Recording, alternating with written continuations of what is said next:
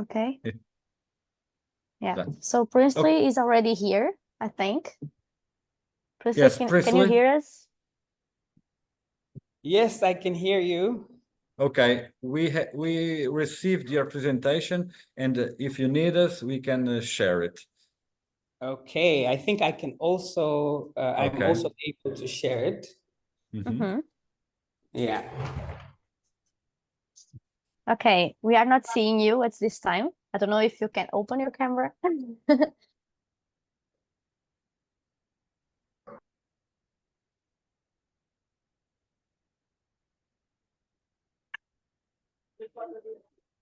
Princely.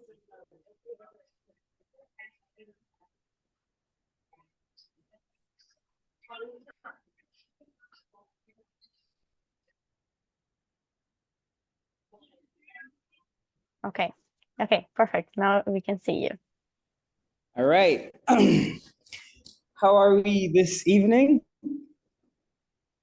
I think we're all fine. So thank you for everyone for coming and for being part of this third cycle of presentations in the project Starts for Africa, this networking event. We are thrilled to have all of you participating, and in particular our guests, which I will present now. So just before we start, okay, Princely, do you prefer me to share or will you do it? Can you see it? Yes, we can see it.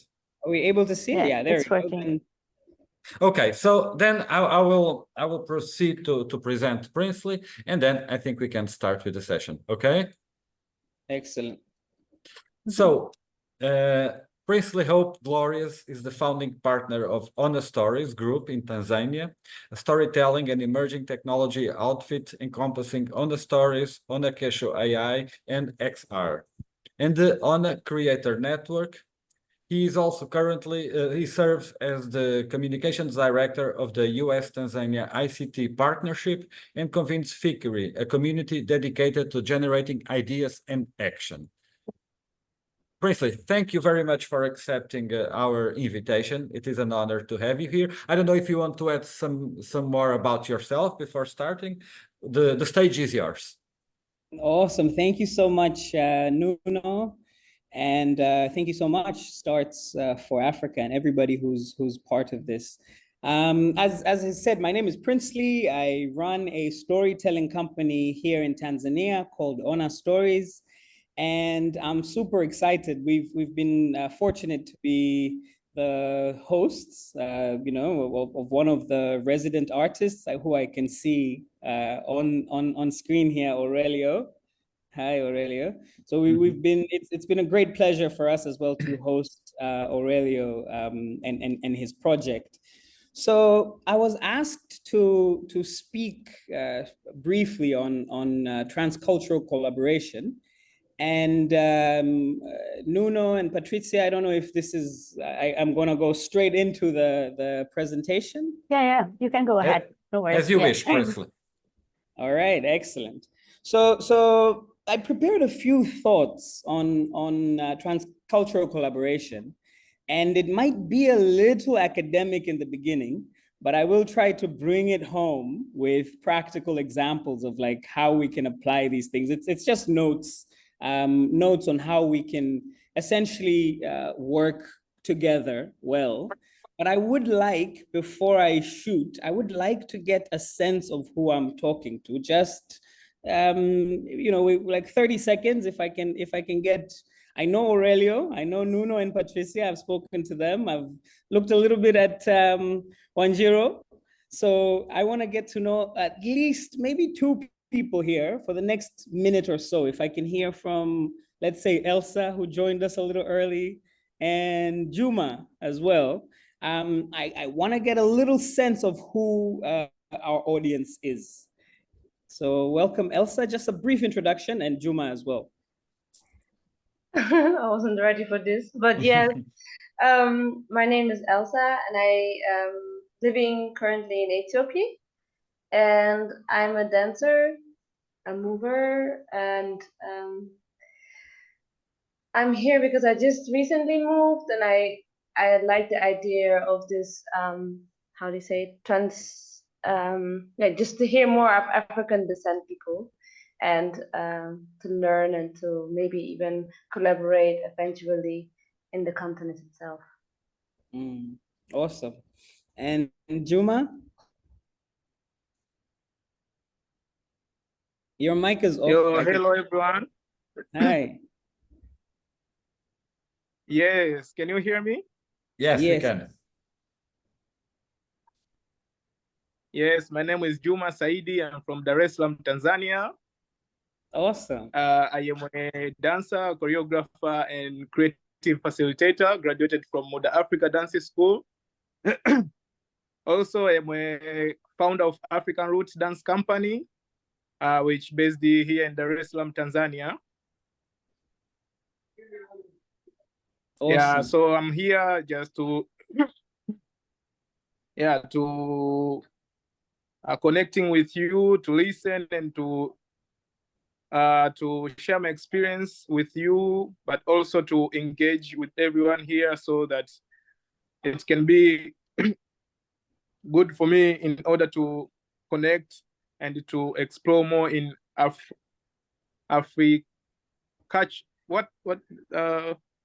Transcultural collaboration. Yeah. Transcultural, yes. Thank you, Yuma Yeah. and Elsa. I see both of you are dancers and both of you are based here in Africa. I will ask just one more person, Christiana, maybe, because we're talking about transculture. Maybe we can hear from someone from a third culture. Christiana, you're welcome to introduce yourself so we get a sense of who's on the call. And then I'm going to take 15 minutes right after Christiana to talk about what we've prepared. Yeah, so this is Christiana. I'm actually working for Leonardo, the International Society for Art, Science and Technology, as the program engagement specialist.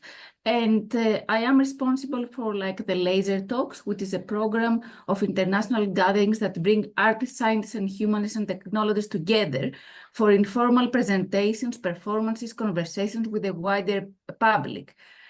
So we have now we foster interdisciplinary dialogues and community building to over like 50 cities worldwide and 5 continents.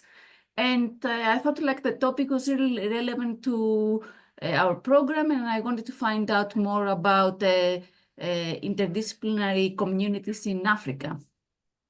Awesome. Thank you. So it's a good mix of people in Europe. Briefly, so I'm so sorry, just to say that someone else presented himself or herself in the chat. If you want, I can read. Okay. Yeah. So hello everyone, my name is Jamima aka Mima. I just joined from Abuja, Nigeria. I'm a dancer, choreographer, and artist director of Crump Studios and Dance for Impact. Okay. Awesome. Thank you so much, Jamima. Thank you, Christiana. Thank you, Elsa. Thank you, Juma. And thank you, everybody else who's not gotten the chance to introduce themselves. But it does kind of show that we do have a mix of cultures here. And so this topic is going to be super relevant to all of us because we're all people who are working both within our own cultures, and then we get to work with people from outside our cultures. S+T+ARTS4AFRICA itself, foundationally, is a European-African collaboration. And that typically brings its own set of challenges, its own set of experiences, its own set of thoughts. And so Nuno and Patricia here asked me to kind of think about this a little bit and kind of share from my own experiences what this has looked like. One of the jobs I do is I'm communications director at the United States and Tanzania ICT partnership. And in that job, just by definition of working with the United States and the Tanzanian governments, I get to experience two very different modes of thinking, two very different ways of looking at the world. And even with my work on the company that I founded, Honest Stories, just recently, for example, I was in Oakland training a group of African-American artists on how to use augmented reality and extended reality, which is the work that we do at Honest Stories. So we do get to engage so much with people from different cultures, people from different environments. And sometimes it's a challenge. Sometimes it's tricky. And so I asked myself, what is it about those instances where it's not been a challenge and those instances where it has been a challenge? What were the differences? What were the things that kind of underpinned that? And like I said, it might be a little academic here at the beginning, but we'll bring it home with practicality. So my thesis here, my idea here is that effective collaboration, to collaborate well together, it begins with something I'm calling aligned meta-narratives. Now that's a mouthful. If I say aligned meta-narratives, it's a big word, right?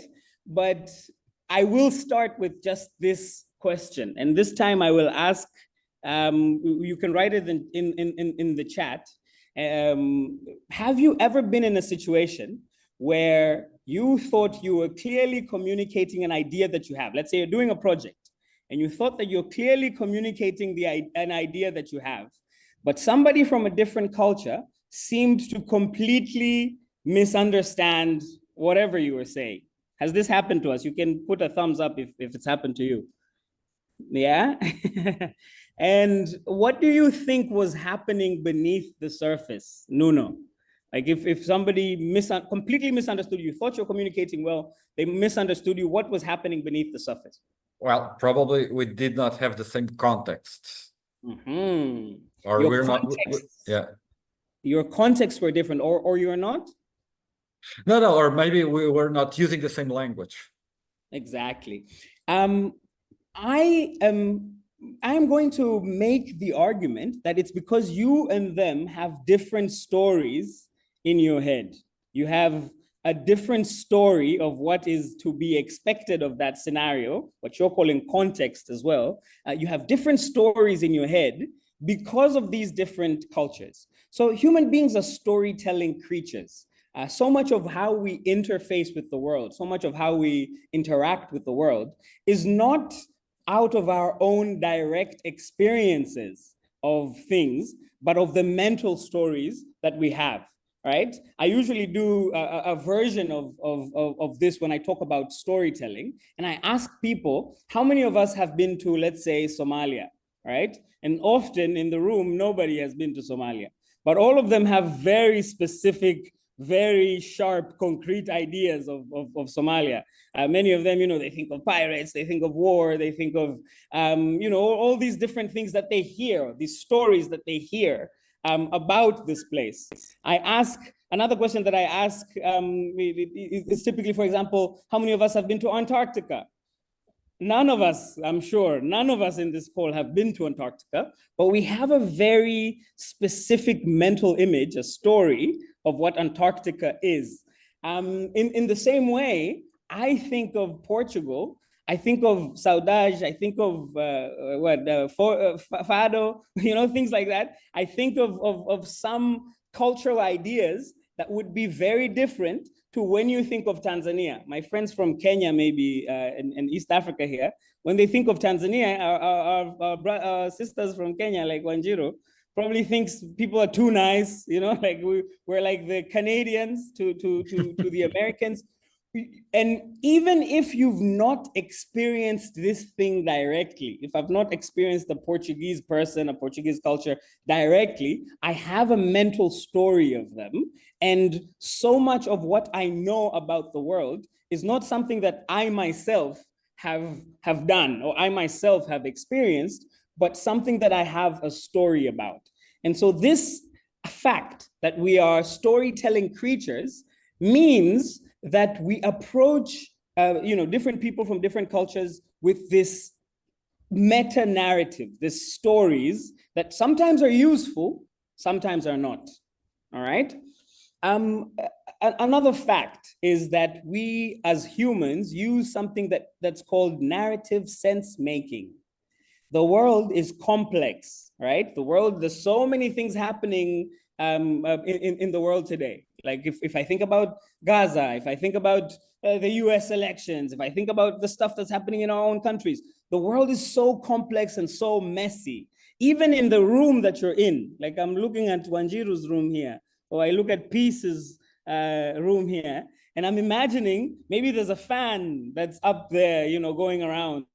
Maybe there's a light, I can see a light in the background there. I can see a ceiling, I can see, you know, the glasses that she's wearing. There's so many different things that happen. And so what we do, we don't think of all of those different things individually. We create a story in our head and we say, we are in a Zoom call.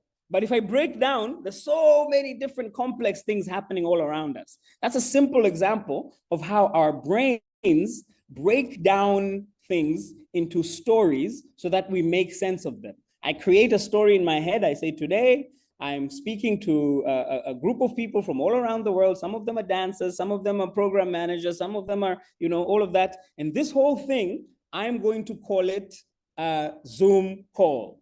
And it helps my brain not have to think of the fan and not have to think of the light and not have to think of all of that. Now, when it comes to collaboration, when we're collaborating with different people, it's the same thing, that there's so many different ideas, there's so many different things that happen when two people from different cultures are coming together, and we simplify them into narratives, into stories, so that we can make simple sense of things. Now, this simplification sometimes becomes stereotypes, sometimes becomes meta-narratives that are not super useful, and they interfere with how we collaborate across culture. I have two more questions just to pause and think about this. Have we ever noticed how different cultures, for example, this is probably the simplest example of cultural differences. Have you ever noticed how different cultures approach the concept of time in projects? Have we had moments where, you know, I'm working with someone, even within our own countries? I'm not even talking about Africa and Europe, because, you know, we have all these stereotypes about you know, time and whatever. But even within Tanzania, I'll give you an example. Here in Tanzania, when we think, and I know this is true for Nairobi as well, Wanjiru, you can confirm this, but like when we think of people from the coast, we think of them as maybe they care a little bit less about, you know, flexible time, etc. They want their time to be a little more flexible, and maybe someone from Nairobi wants something to be, you know, a little more timely, a little more less flexibility. Yeah. Can you talk a little bit about that? How you've seen different cultures approach the concept of just time in projects? Are you asking me specifically? Yes. Well, I'm in Dar es Salaam. I always say, you guys, man, we need to work like we're in Nairobi. Nairobi time, man. Dar es Salaam, you guys are way too chill. Juma knows this, you know. And I was recently in Dar es Salaam, and I had to say that again. And then I was recently in Lamu, which is it's on the coast. But it's hot. You have to take your time. It's hot. It's just climatic. You take your time. Nairobi, we have no time. Huh? It's cold, it's chilly, it's, you know, go. It's very funny that one of the resources I actually wanted to share with everybody to go and check out when it comes to culture and collaboration is this idea of cold cultures versus warm cultures. And I don't know if you guys have read, you know, this book on cold culture versus warm cultures. And literally, you've mentioned the weather, and we find that people from colder places, generally speaking, we think of them as more mechanical, more efficient, more, you know, like time-based, all of that. Even how they greet each other. I remember I had a project in Estonia, and it was a group of people from Africa, from China, from all over the world, and we were meeting in Tallinn, in Estonia. And there, it's very, very cold, both in terms of the weather and the culture. And we were introducing ourselves, and, you know, the Americans and the Africans were smiling, and, shaking the Estonian hand and saying, hi, nice to meet you. And they're smiling. And I remember this very specifically because it was the first time in my life that I saw this. The Estonian gentleman who was our host was like, why is it nice to meet me? You don't know me. How do you know if it's nice to meet me or not? And it was just a shock for us because the things that we value in that scenario is on the warm culture side, what we're valuing there is the relational aspect. It's like, oh, look, I'm trying to build a relationship with this person. This other person is valuing efficiency. Like, hey, let's get down to business. You came here to do this presentation, do your presentation. Let's do it, let's go, you know? Like, so there's that distinction that I am calling a difference in meta-narratives. How we think about this from the point of stories. When I say meta-narratives, it's the cultural stories that we carry. The Estonian, in my example, the meta-narrative for him is efficiency. It's what matters when people come together is that we get things done. The others for us, our meta-narrative, when I'm coming into that interaction, it's very important that we get things done, but it's also very important that we get to know each other so that we can work together better. And this meta-narrative, this overarching story that we both enter in from different aspects, then determines how we collaborate and how we end up working together. Now, the idea that I'm bringing here when I was thinking about is that we might want to align meta-narratives. We might want to kind of surface them and then bring them together. And before I continue, I can't see the whatever, how much time do I have left? So I know how to do the rest of this. Yeah, I was about to say, let's say 5 minutes, okay, Princely? All right, awesome. So it's super important that we align our meta-narratives. And these are just quick things that we've found have been useful for us in aligning meta-narratives. I'll send the presentation to you as well, so you can look at all the different notes and examples that we've had. But the first thing that I found useful is what I'm calling 3 lenses for transcultural collaboration. When we're collaborating, the first thing we want to try to do is to balance teaching and learning. Very many times we enter into transcultural relationships, we go into a new culture, and we think we know so much, we want to teach them, right? But they also have a lot that they can teach us. And if I enter into with an attitude of like, I am teaching you and you are learning from me, and it's not that I am balancing teaching and learning from you, I end up losing my transcultural partner. Then the other one is, I'm going to send these notes, but it's in inclusive creativity methods. I'd want you to write this down. Just go visit a website called liberatingstructures.com. You'll find a list of all these different inclusive creativity methods that I was going to talk about. And then the third thing is aligning your goals for collaboration. The first thing that we did when Aurelio kind of came to be a resident with us was to kind of sit down with him and make sure that our goals and his goals are aligned. One of the things we do, for example, when I partner with people, is to make sure that we have even alignment in terms of money, in terms of like, we are aligned in terms of like, when we win, we're winning together. Because I find that the projects where I've worked where everybody feels like there's something in it for them, not for us, but for them, then we find that they work better. We're able to kind of work better together. So these 3 lenses, the 3 ways of looking at transcultural collaboration can help you to collaborate better. First, enter the relationship thinking that you're both teaching and learning. Secondly, check out Liberating Structures. I'm not going to go into detail. I'll send the presentation, and you can also just go to liberatingstructures.com for inclusive creativity methods. And finally, ensure that your goals are aligned. I don't know if we have 1 minute, 2 minutes. How long do we have? 2 minutes. Excellent. So finally, I will finish with these first thing is 3 lenses. So when I say lenses, I mean, this is how you should look at things. However, these are 3 skills that we have found have been super useful when we're working across cultures. The first one is active listening. Many times we hear people out, but we don't really listen to them.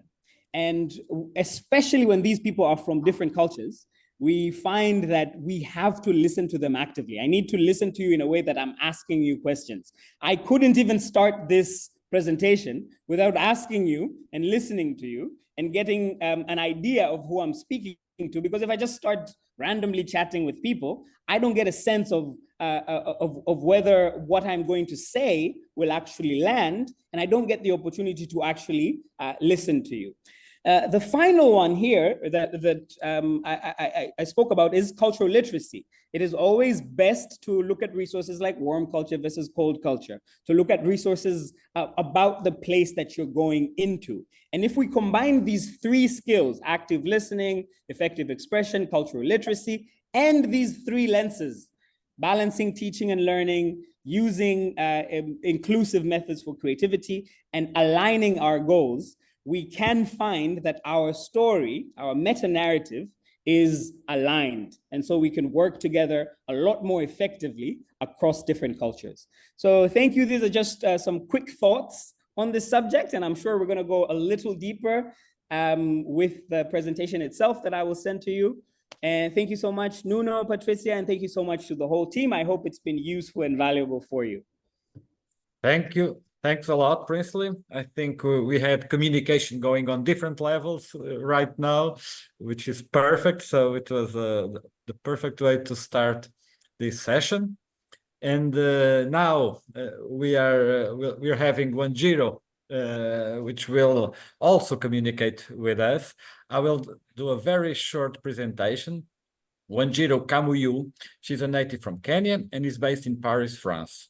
She is an associated artist with the National Choreographic Center from Nantes, France as well, a live feed artist with New York Live Arts, and in seasons 22 to 24 was an associated artist with the Theatre Londres from Vélizy, France. Wanjiro, thank you very much for being with us.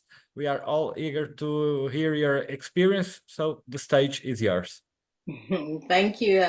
Thank you, everyone. Thank you, Patricia. Thank you, Nuno. Thank you. Thank you, Princely. I'm going to pretty much cross line and filter with what you have to say, just in different language. And I'm really excited to see some people that I know and have collaborated with, Juma and Jemima and Elsa. Thanks for coming. So, transcultural collaboration.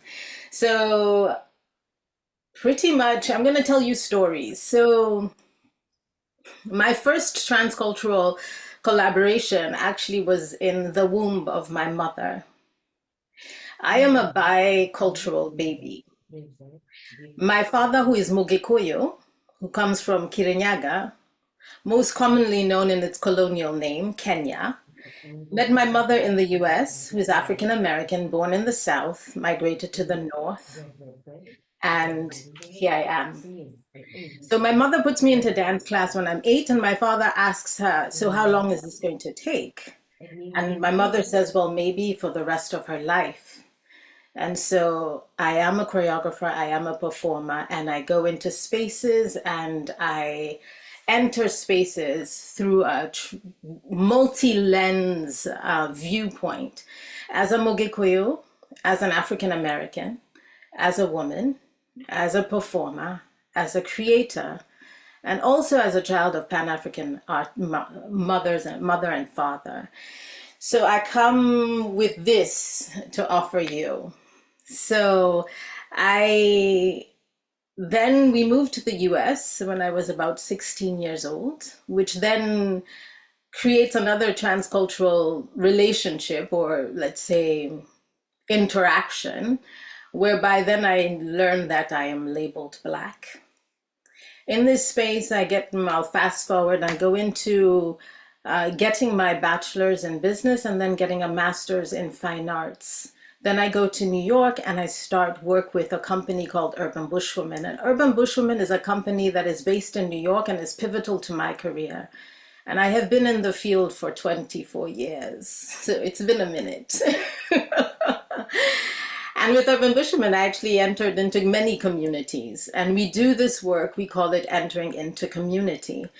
And through Urban Bushwomen, have been certified as a facilitator for dialogue and deliberation. And over the years, having left Urban Bushwomen after 6 years and then diving into the work of other people and into my own work, I have continued to hone the skills that were offered to me in a very continental, diasporic, celebrative space.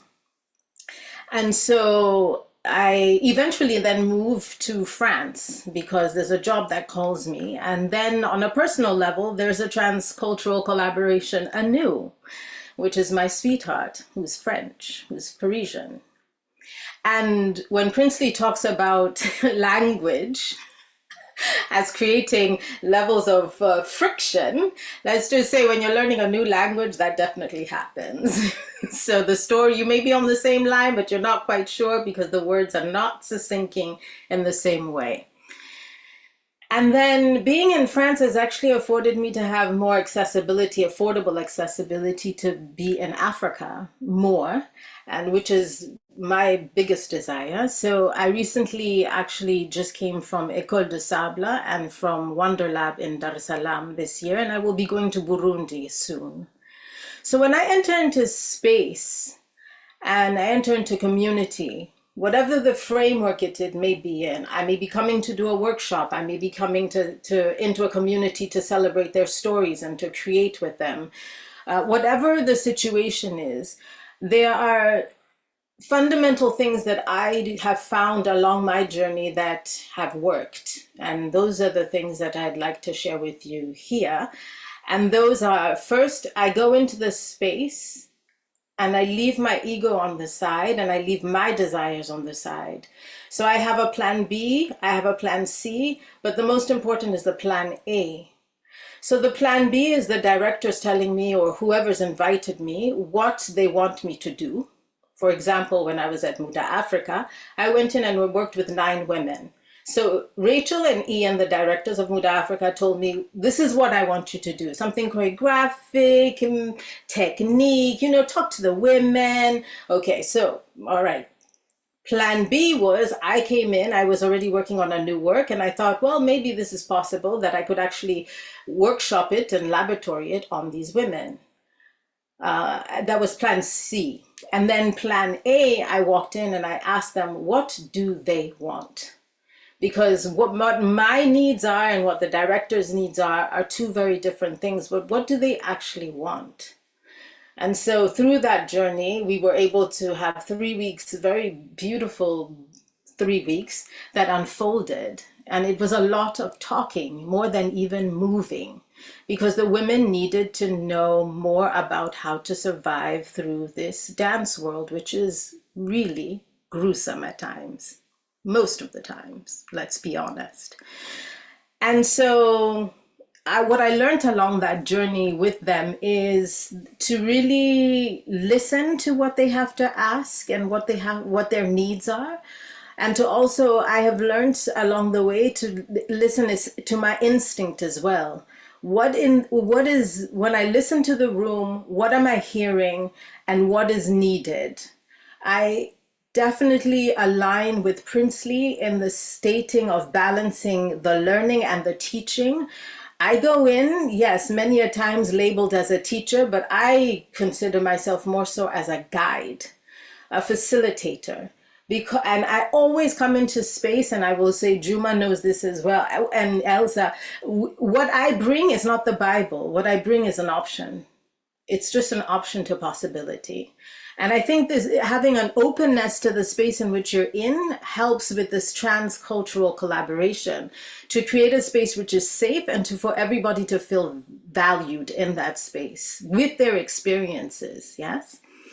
So another thing I do when I come into space is that I ask us as a collective group to come and create agreements. We collectively create agreements because when we're in this space, I want it to be safe, and because we're moving a lot, and because we may generate some emotional spaces, open up some emotional spaces, because dance is healing, then for me, it's really important that we create a container that is really safe.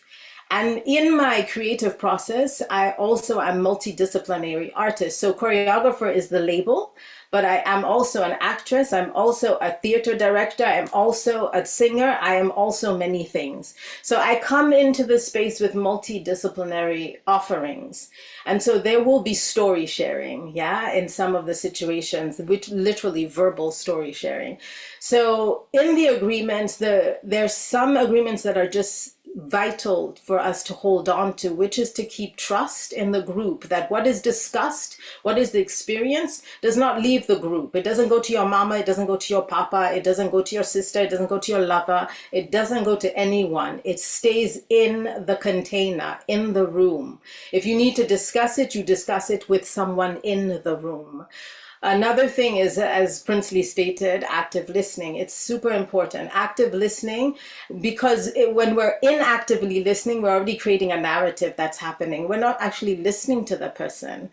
And so in the active listening, there's also non-judgment that is added into the pot, into the container. In there as well is asking permission. These are some of the agreements that we have recently actually created together with École de Sable. Coming into the space and actually asking if you can offer your feedback. And if the person wants your feedback, then they receive your feedback. If the person is not ready at that time to receive your feedback, then no feedback, yeah?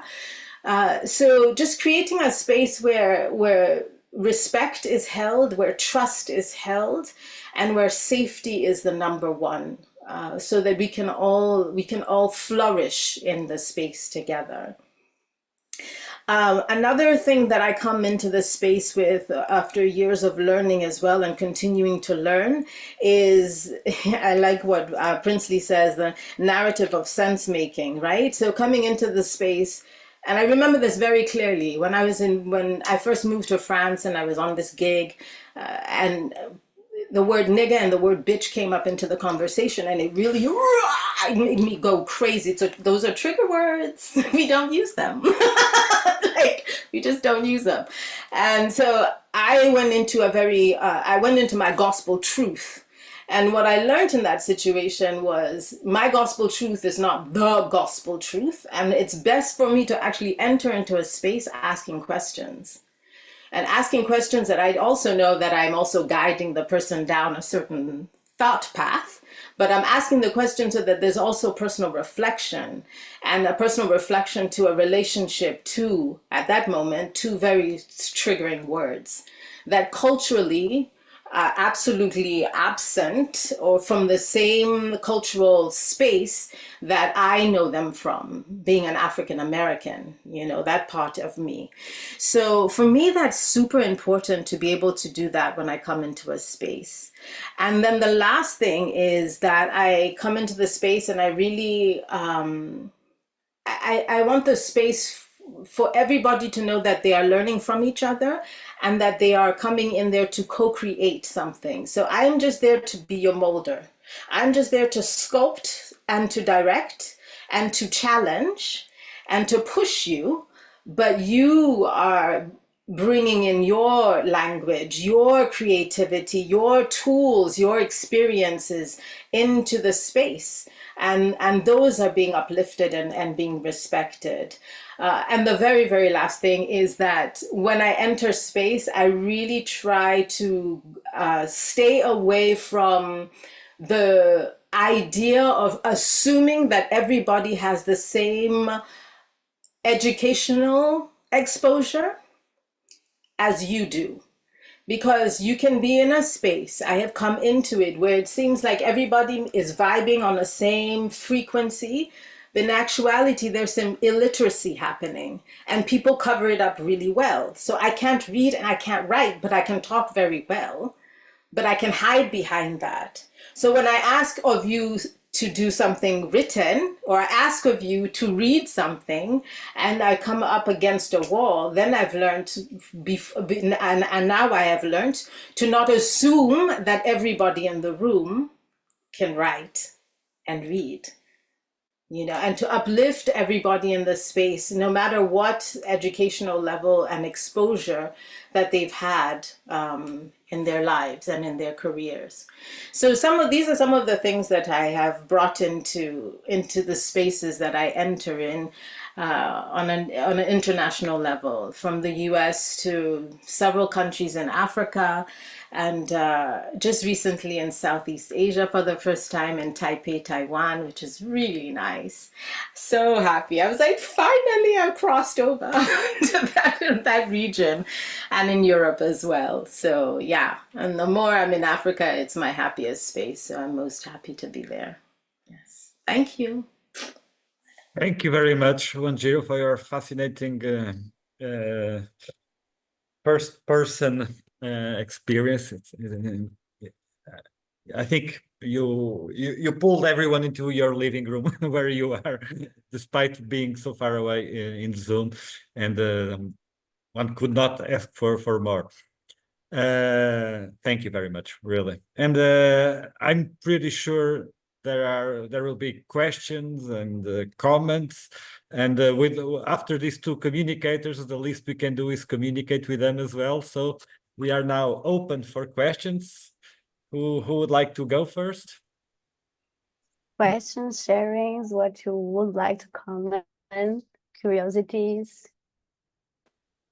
Well, as people are warming up, I can start. I would like to ask both of you, so Princely and Wanjiro, if along your life, your career, there were like milestones or particular moments where you found this difficulty of communicating with other cultures, and how did you overcome these barriers? I don't know who wants to start. Princely, go Princely, ahead.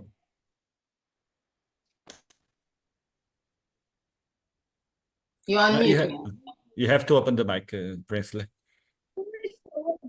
Hi guys. I'm saying my connection went off for a second. I thought everybody's did, but I've only heard Nuno's last sentence. Well, I can redo the question. I was asking you both, so you and Wanjiro, if in your career or in your life you felt in particular moments the difficulty of speaking to other cultures, of the shock with other culture, and how did you overcome this? How did it? What did you learn from it? Yeah, I think there's a lot that kind of goes both ways.